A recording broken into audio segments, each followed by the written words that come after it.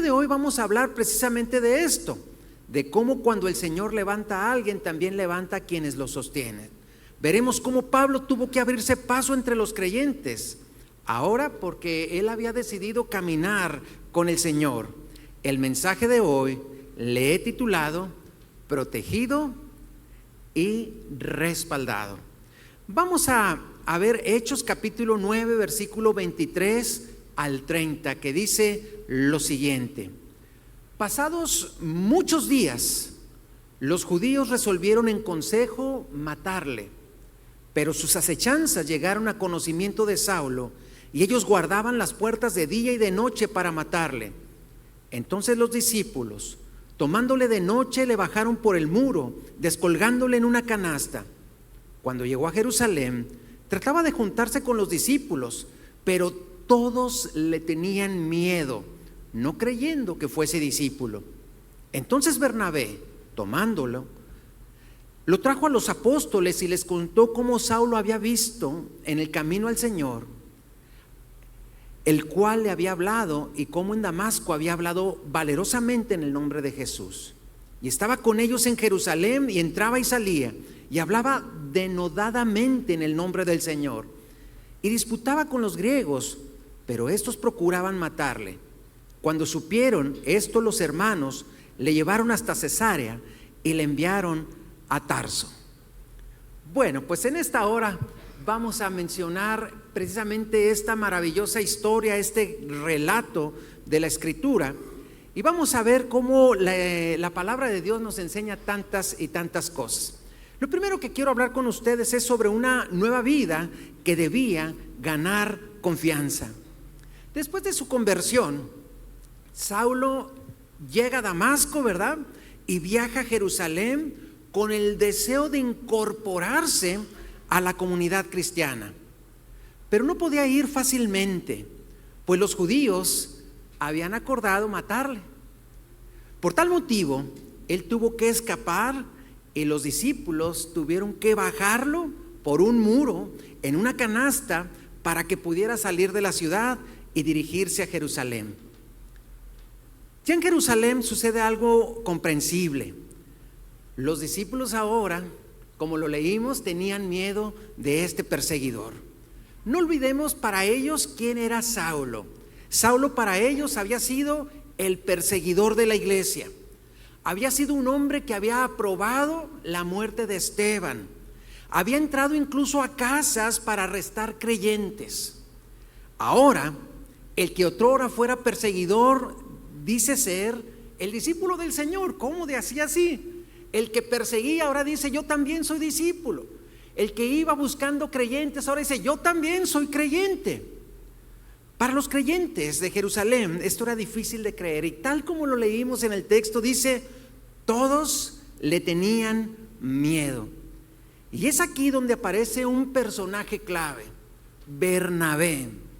Y fíjese, Bernabé, cuyo nombre significa hijo de consolación. Bernabé lo que hace es decide escuchar, observar y creer en la obra del Señor que había estado haciendo en Saulo desde hace unos pocos días atrás. Bernabé entonces se convierte en un puente entre Saulo y la iglesia. Luego vemos algo sorprendente. Ese Saulo perseguidor empieza a predicar con valentía en Jerusalén, pero el resultado no es tan bueno como pudiéramos imaginar. El resultado es el mismo que en Damasco. Ahora los enemigos quieren matarlo a él. Entonces los hermanos, su reciente incorporación a los creyentes de ese tiempo produce que ellos hagan algo extraordinario. Número 1, lo protegen. Número 2, lo ayudan.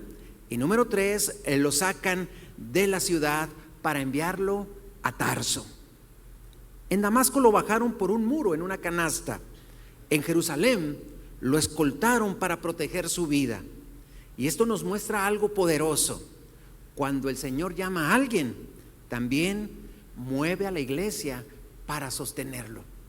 Cuando el Señor tiene el propósito en una persona, pone alrededor otras personas que colaboran para que este propósito pueda cumplirse en él.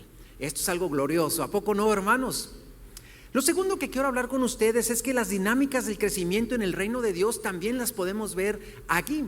Cuando leemos este relato, no solamente estamos observando un momento histórico en la vida de Saulo, también estamos viendo cómo opera el Señor en medio de su iglesia y en la formación de sus siervos. La Biblia no registra estos eventos únicamente para informarnos, también los registra para enseñarnos. Cada detalle del relato revela principios espirituales que siguen vigentes hasta el día de hoy. En esta escena encontramos a un hombre recién transformado, una iglesia que también está aprendiendo a confiar en este hombre que dice ser creyente. Pero también vemos en esta escena a un creyente valiente llamado Bernabé que decide respaldarlo, y vemos un grupo de hermanos que están dispuestos a arriesgarse a protegerlo. Todo esto nos muestra algo muy profundo. La obra del Señor nunca ocurre en aislamiento. Dios no nos llama a estar solos. Dios, a pesar de todos los errores y de todas las cosas que puedan pasar en el entorno de una congregación local, en el entorno de la iglesia, a pesar de todo eso, el Señor nos llama a estar en unidad y no nos llama a estar en aislamiento, porque el Señor transforma vidas, pero también utiliza relaciones, utiliza comunidades y también a personas para consolidar esa transformación. Piense por un momento personas que en su vida hayan sido importantes para que el Señor haya trabajado en él. ¿Quién le habló de Cristo? ¿Quién ha sido de bendición? ¿Quién ha sido una persona que Dios usó para que usted pudiera crecer en el Señor? Seguramente usted pensó en más de una o dos personas, muchas personas que Dios pone en nuestro entorno para que nosotros podamos ir avanzando. Eso mismo le pasó a Pablo. Pablo, cuando tiene ese encuentro con el Señor Jesús, entre Ananías, Bernabé y muchos creyentes que se omiten por nombre, podemos ver cómo Dios lo cobijó, lo respaldó, lo protegió para que Pablo llegara a ser ese apóstol hacia los gentiles.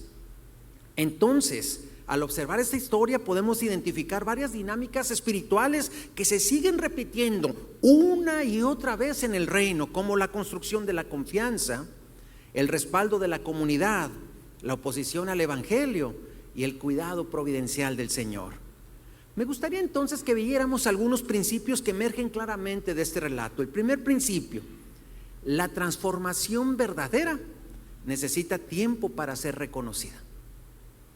Saulo había cambiado, pero los demás no lo sabían.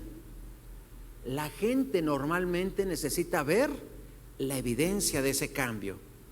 La confianza se construye con el tiempo, pero el Señor transforma en un momento. Él lo hace rápido, pero la reputación, recuérdelo siempre, se construye con perseverancia.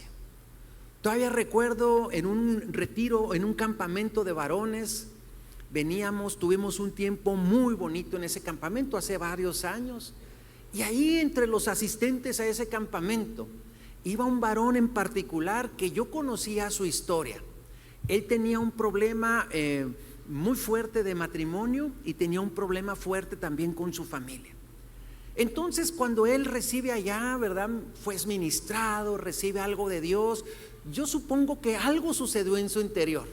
Yo venía manejando la ven y veníamos todos ya acá, y como ustedes saben, en el campamento no hay señal de celular hasta en el momento en el cual llegamos a un punto de la primer ciudad, y es ahí donde empiezan a llegar los mensajes. Y yo iba normalmente manejando, y cuando empieza a haber señal, yo veo por el espejo que este hombre abre su teléfono, empieza a marcar y empieza a hablarle a su esposa.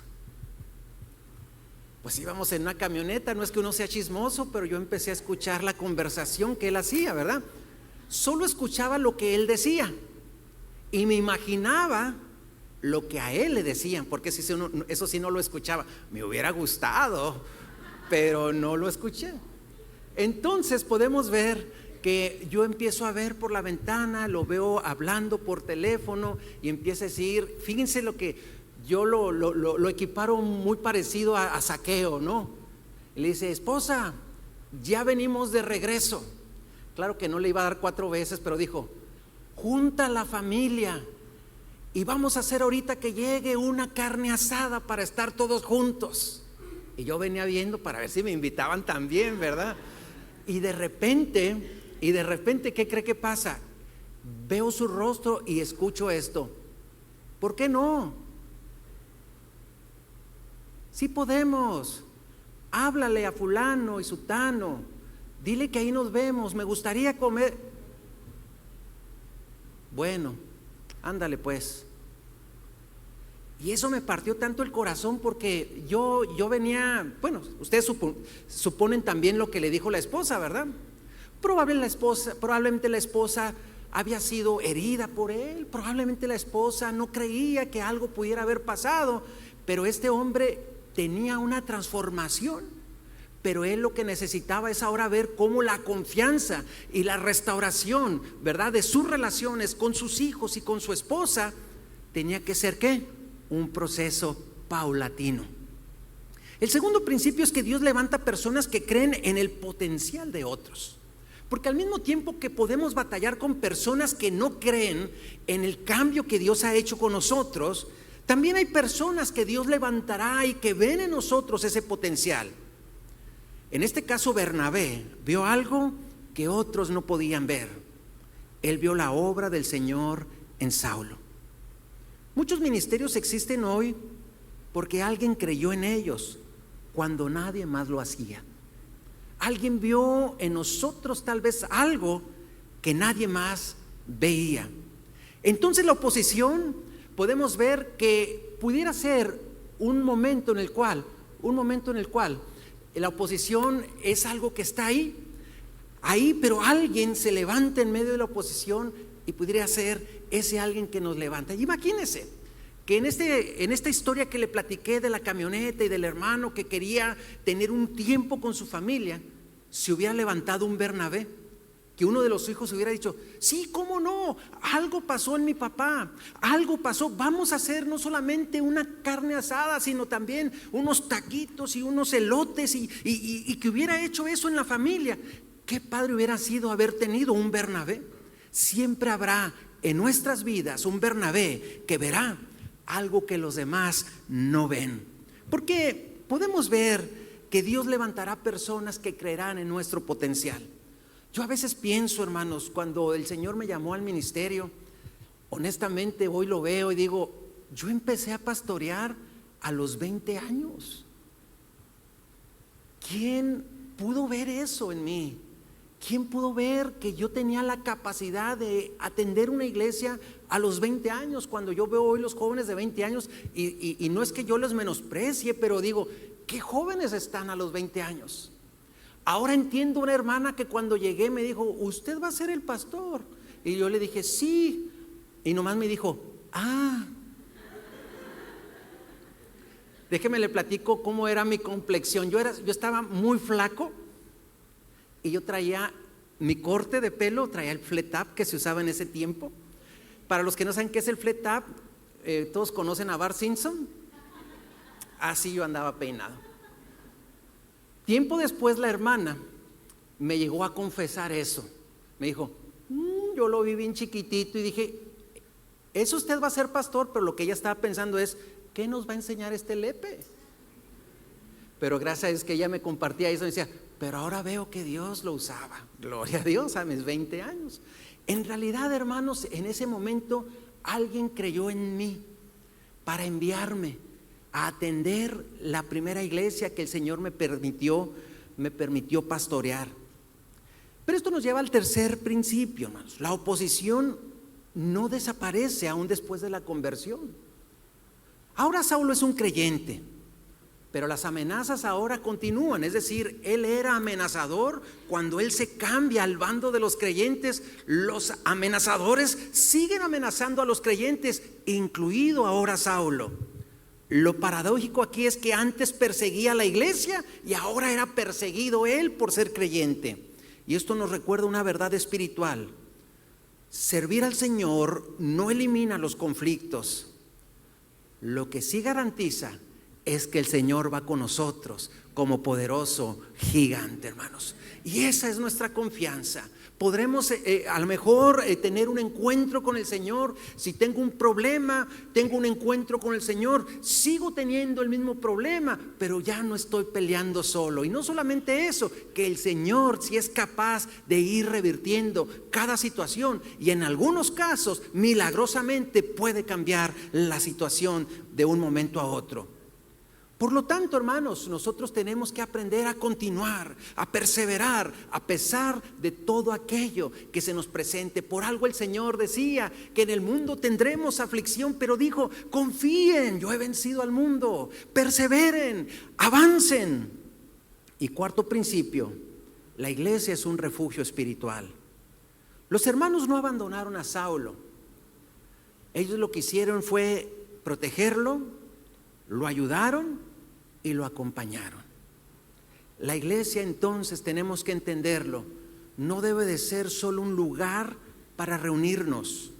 La iglesia debe de ser nuestro lugar seguro. La iglesia debe de ser una familia para cuidarnos mutuamente.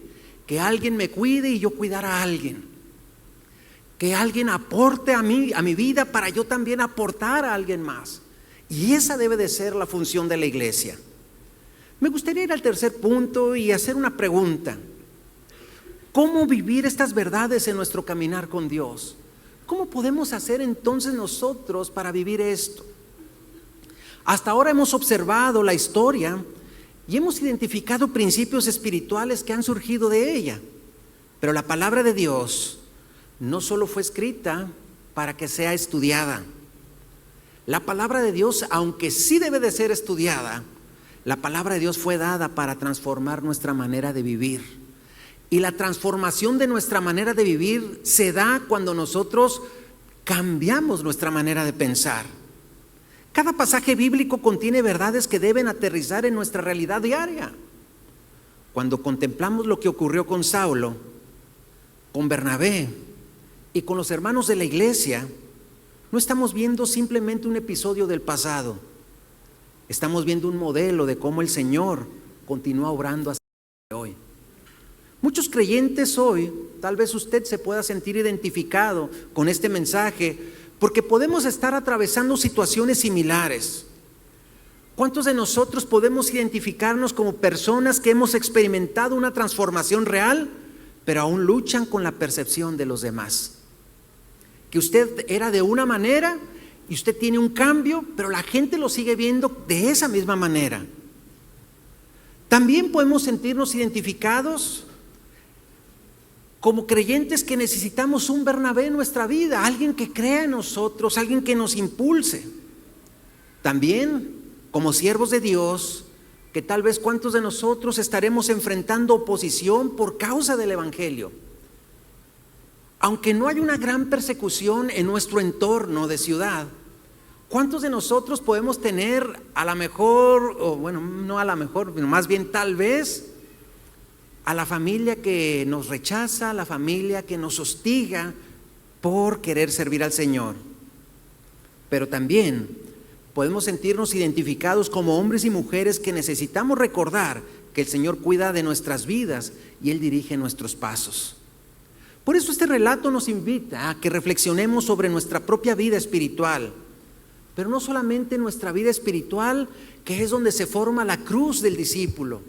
Nuestra conexión con Dios es vertical, pero también debemos darle importancia a nuestra relación con la iglesia, y es así que se forma la cruz del discípulo, con una buena relación con Dios, pero con una relación también horizontal con los creyentes.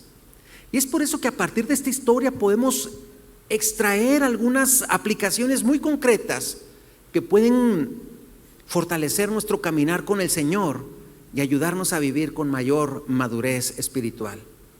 Permítame compartir con usted al menos 4 verdades prácticas que podemos aplicar a nuestra vida.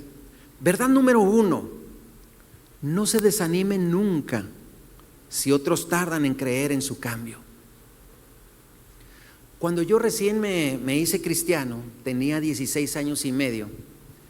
Para empezar, yo empecé a ir a la iglesia solamente los domingos y no me integré al grupo de jóvenes. Pasados 9 meses de estar yendo a la iglesia, me integro al grupo de jóvenes, pero yo probablemente tenía una reputación muy mala que se hizo notorio en el grupo de jóvenes. Entonces, cuando yo llego al grupo de jóvenes, era muy triste ver que cuando llego y me siento, y algunos con los que me sentaba yo cerca para tal vez interactuar con ellos, se levantaban y se iban del lugar. La verdad es de que hoy lo puedo entender, digo, es que ellos probablemente veían en mí pues un muchacho que venía en un modo muy rebelde, ¿verdad? Y probablemente ellos conocían mi historia y no querían interactuar conmigo. No se desanime si otros tratan en creer en el cambio que Dios está operando en usted, porque cuando el Señor transforma una vida, no todos comprenderán de inmediato, no todos lo comprenderán. Mi historia en el grupo de jóvenes fue que nadie se quería juntar conmigo, y ese fue un tiempo de transición en el cual honestamente yo sufrí, porque había dejado a mis amigos que antes hacía acciones de pecado, mis amigos con los que me juntaba y que estaba totalmente apartado de Dios. Entonces lo bonito hubiera sido, los dejo a ustedes y yo llegar al grupo de jóvenes y de repente todos me hubieran recibido, pero no fue así. Tuve un lapso de tiempo donde ni tenía amigos del mundo, pero tampoco tenía amigos en Cristo. Y lo que empecé a ver fue, a ver, ¿quién está igual que yo? Y vi uno que no lo juntaban y me junté con él. Y vi otro que no juntaban y me junté con él.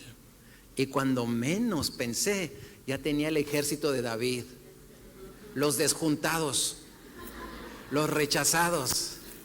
Y como a los 2 o 3 años me convertí en el líder del grupo de jóvenes, de ese mismo grupo de jóvenes.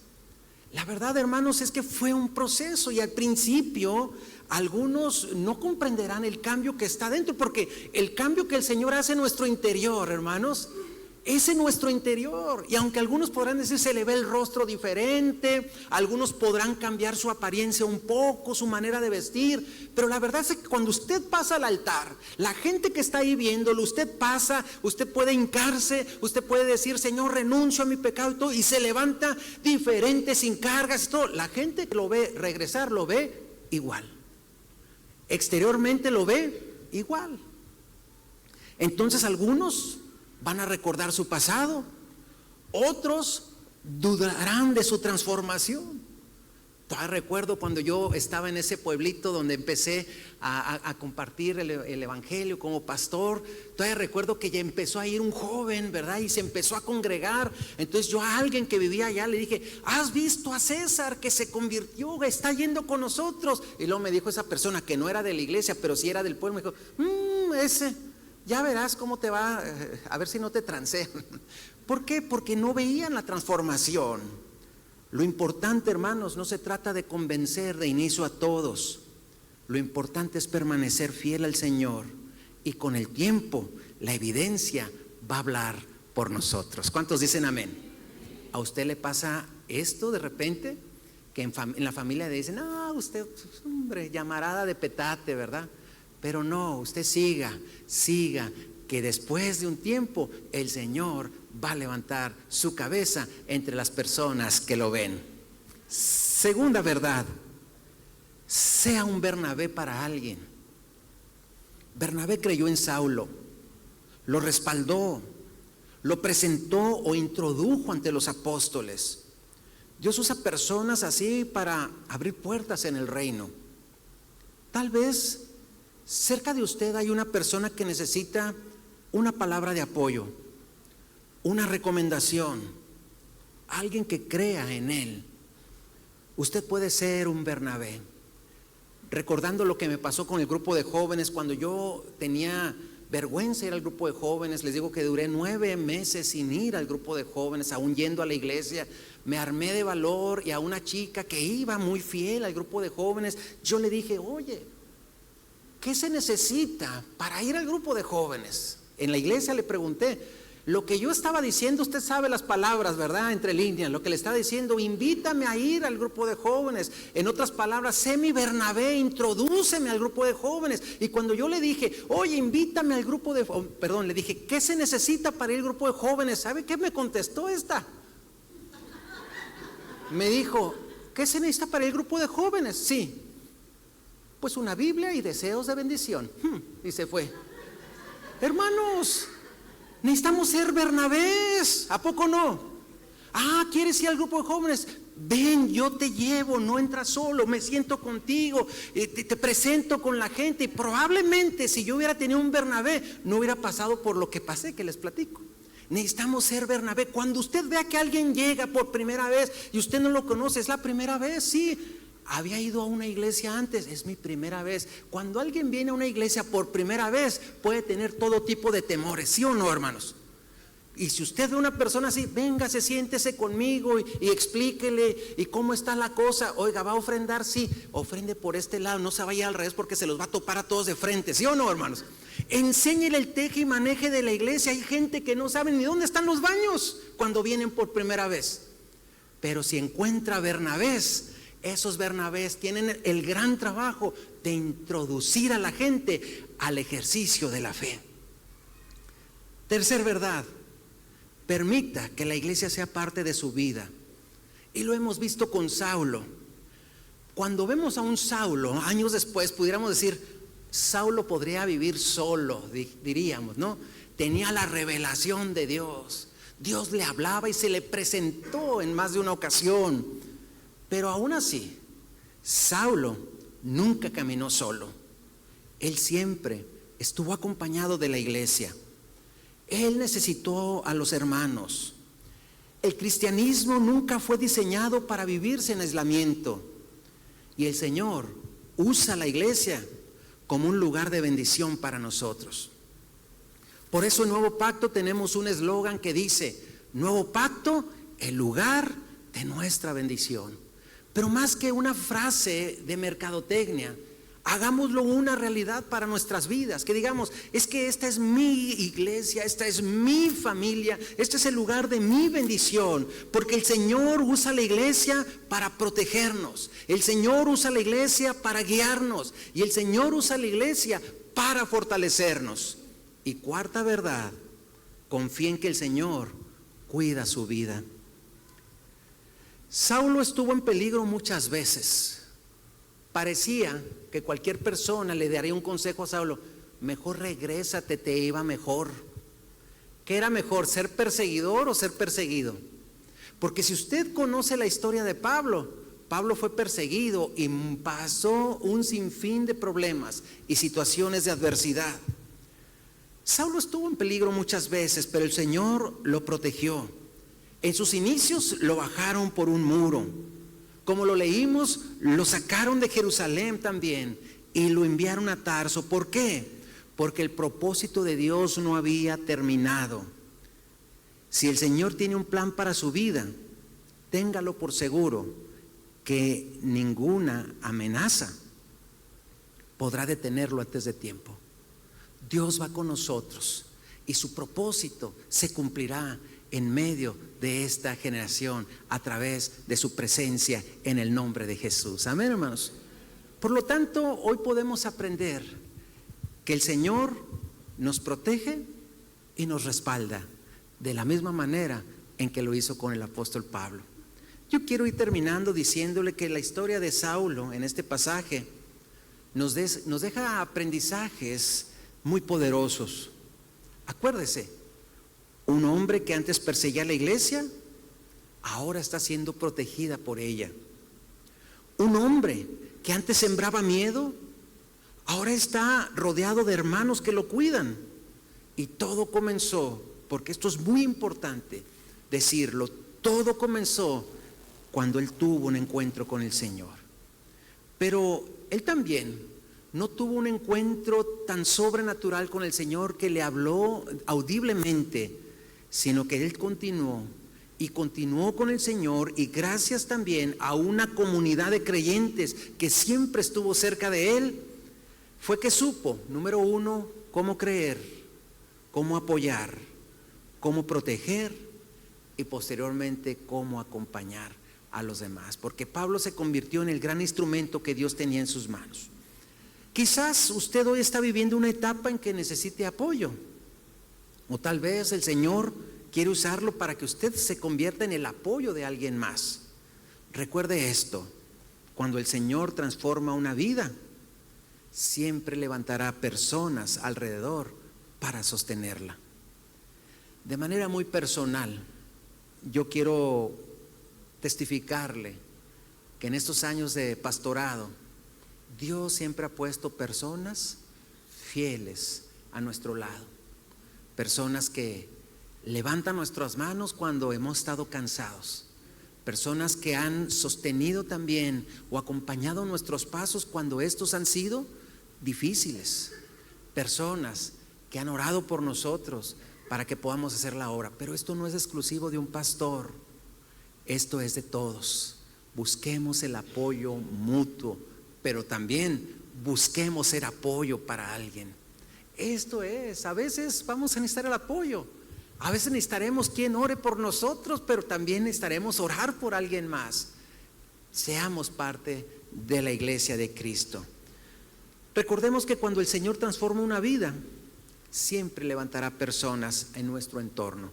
Y así como Saulo fue protegido para cumplir su propósito, el Señor también está guiando cada paso de su vida, por lo cual lo único que nos queda hacer es confiar en Dios. ¿Cuántos confían en Dios? Amén. Amén. Póngase de pie, por favor.